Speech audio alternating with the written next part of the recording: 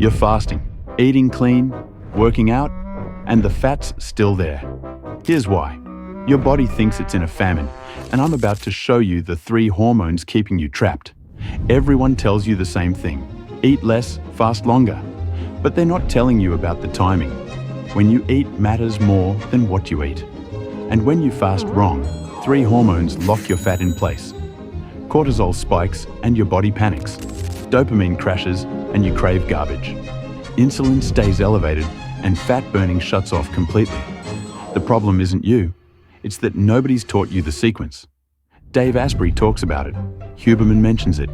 But they never give you the exact protocol. Because here's the truth. When you sync your eating window with your cortisol curve, everything changes. Your body stops storing and starts burning.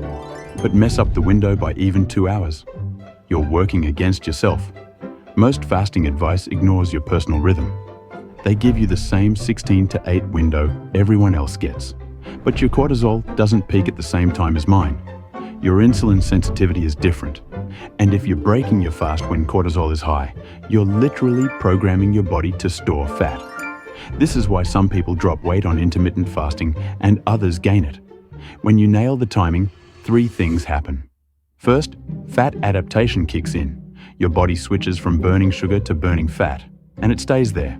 Second, your cravings disappear because dopamine stabilizes. Third, your energy levels out. No more 3 p.m. crash. No more brain fog. You wake up sharp and stay sharp. 3 fasting protocols, all backed by studies showing 3 to 8% weight loss in weeks.